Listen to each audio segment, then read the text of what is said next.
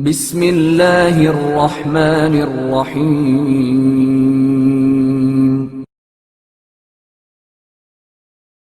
امام حسن عسکری علیہ السلام کی ولادت باسعادت۔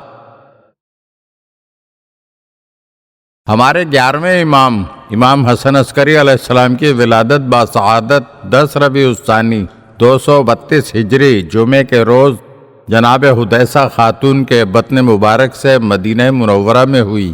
ولادت کے بعد آپ کے پدر بزرگوار امام علی نقی علیہ السلام نے اس نومولود فرزند کو رسول اکرم صلی اللہ علیہ وآلہ وسلم کے رکھے ہوئے نام حسن سے موسوم کیا۔ آپ علیہ السلام کی کنیت ابو محمد ہے۔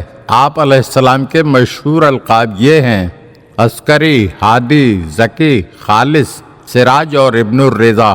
آپ علیہ السلام کا مشہور لقب عسکری ہے۔ یہ اس لیے زیادہ مشہور ہوا کہ آپ علیہ السلام سامرہ کے جس علاقے میں رہتے تھے اسے عسکر کہا جاتا تھا، اور بظاہر اس کی وجہ یہ تھی کہ عباسی بادشاہ معتصم باللہ نے اس مقام پر لشکر جمع کیا تھا اور خود بھی قیام پذیر رہا۔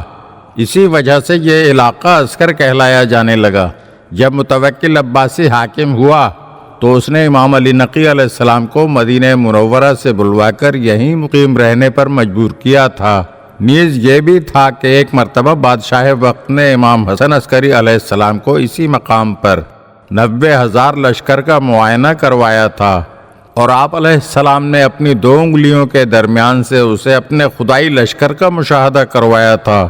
انہی تمام باتوں کی بنا پر اس مقام کا نام عسکر مشہور ہو گیا، اور امام علی نقی اور امام حسن عسکری علیہم السلام مدتوں یہاں مقیم رہ کر عسکریین مشہور ہو گئے۔ حضرت امام حسن عسکری علیہ السلام کی عمر مبارک صرف 4 ماہ کے قریب تھی کہ آپ علیہ السلام کے پدر بزرگوار امام علی نقی علیہ السلام نے اپنے بعد کے لیے منصب امامت کی وصیت کی اور فرمایا کہ میرے بعد یہی میرے جانشین ہوں گے، اور اس پر بہت سے لوگوں کو گواہ کر دیا۔ امام حسن عسکری علیہ السلام کی ولادت واثق باللہ عباسی کے دور حکومت میں ہوئی، اور عہد متوکل کے کچھ ایام میں بچپن گزرا۔ متوکل جو آل محمد کا شدید دشمن تھا، اس نے صرف اس جرم میں کہ آل محمد کی تعریف کی ہے، ابن السکیت شاعر کی زبان گدی سے کھنچوا لی تھی۔ اس نے سب سے پہلے تو آپ علیہ السلام پر یہ ظلم کیا کہ 4 سال کی عمر میں ترک وطن پر مجبور کیا، یعنی امام علی نقی علیہ السلام کو جبراً مدینے سے سامرہ بلوا لیا۔ آپ علیہ السلام بھی اپنے پدر بزرگوار کے ہمراہ مدینہ منورہ کو ترک کر کے سامرہ آنے پر مجبور ہوئے۔ پھر وہاں آپ کے گھر کی تلاشی لوگوں کے کہنے سننے پر کروائی، اور آپ کے والد ماجد امام علی نقی علیہ السلام کو وحشی جانوروں کے پنجرے میں ڈالا گیا تاکہ امام علی نقی علیہ السلام کو غزن پہنچائی جا سکے۔ غرض کے جو سعی و کوشش آل محمد کو ستانے کی ممکن تھی وہ سب اس نے اپنے عہد حیات میں کر ڈالی۔ اس کے بعد اس کا بیٹا مستنصر خلیفہ ہوا۔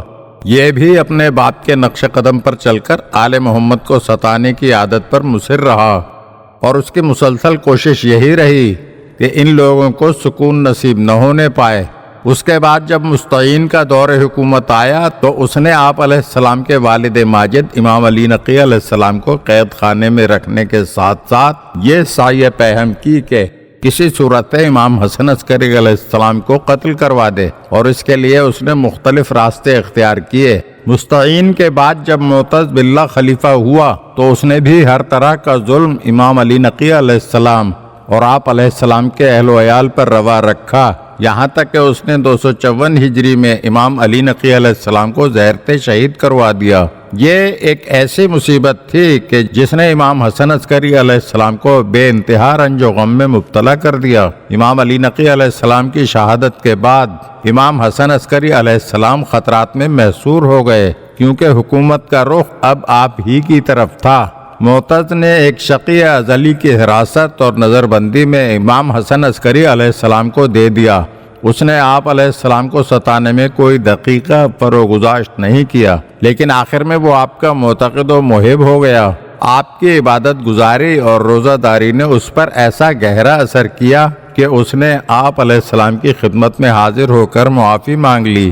پھر جب مہدی باللہ کا دور آیا تو اس نے بھی بدستور اپنا کام جاری رکھا اور آپ علیہ السلام کو ستانے میں ہر قسم کی کوشش کرتا رہا۔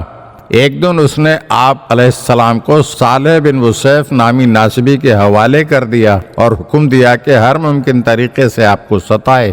غرض کہ مہدی کا ظلم و تشدد زوروں پر تھا، اور یہی نہیں کہ وہ امام علیہ السلام پر سختی کرتا تھا، بلکہ وہ آپ علیہ السلام کے ماننے والوں کو بھی برابر قتل کرواتا رہا۔ ایک دن آپ علیہ السلام کے ایک صحابی احمد بن محمد نے ایک عریضے کے ذریعے اس کے ظلم کی شکایت کی تو آپ علیہ السلام نے تحریر فرمایا کہ گھبراؤ نہیں، مہدی کی عمر اب صرف 5 دن باقی رہ گئی ہے۔ چنانچہ 6 دن اسے انتہائی ذلت و خواری کے ساتھ قتل کر دیا گیا۔ 256 ہجری میں معتمد عباسی خلافت کے تخت پر قابض ہوا تو اس نے عنان حکومت سنبھالتے ہی اپنے آبائی طرز عمل کو اختیار کرنا شروع کر دیا کہ آل محمد کے وجود سے زمین خالی ہو جائے۔ یہ اگرچہ حکومت کی باغ ڈور اپنے ہاتھ میں لیتے ہی اندرونی بغاوتوں کا شکار ہو گیا تھا، پھر بھی آل محمد پر ظلم کرنے سے غافل نہیں رہا۔ اس نے حکم دیا کہ عہد حاضر میں خاندان رسالت کی یادگار امام حسن عسکری علیہ السلام کو قید کر دیا جائے اور انہیں قید میں کسی قسم کے سکون کا سانس نہ لینے دیا جائے۔ آخر امام علیہ السلام بے جرم و خطا آزاد فضا سے قید خانے میں پہنچا دیے گئے اور آپ علیہ السلام پر علی ابن اوتاش نامی شخص کو مسلط کر دیا گیا، جو آل محمد کا سخت ترین دشمن تھا، اور اس سے کہہ دیا گیا تھا کہ جو جی چاہے کرو، تم سے کوئی پوچھنے والا نہیں ہے۔ ابن اوتاش نے حسب ہدایت آپ علیہ السلام پر طرح طرح کی سختیاں شروع کر دیں۔ اس نے نہ خدا کا خوف کیا، نہ پیغمبر اکرم صلی اللہ علیہ وآلہ وسلم کی اولاد ہونے کا لحاظ کیا۔ امام حسن عسکری علیہ السلام نے قید و بند کی زندگی گزارنے کے دوران ہی ایک دن اپنے صحابی ابو الادیان سے ارشاد فرمایا کہ تم جب اپنے سفر مدائن سے 15 روز کے بعد پلٹو گے تو میرے گھر سے نالہ و بکا کی آواز آتی ہوگی۔ غرض کہ امام حسن عسکری علیہ السلام کو یکم ربیع الاول 260 ہجری میں معتمد عباسی نے زہر دلوا دیا اور آپ علیہ السلام 8 ربیع الاول 260 ہجری میں وطن مالوف مدینہ منورہ سے دور عالم غربت میں شہادت کے عظیم درجے پر فائز ہو گئے۔ اگر آپ ہمارے چینل کی نئی ویڈیوز دیکھنا چاہتے ہیں تو ہمارے چینل کو سبسکرائب کریں اور گھنٹی کے بٹن کو دبائیے تاکہ ہر آنے والی ویڈیو آپ کو جلد موصول ہو سکے، اور ہاں، لائک اور شیئر ضرور کیجیے اور اپنے قیمتی کمنٹ سے ہمیں آگاہ کیجیے۔ شکریہ۔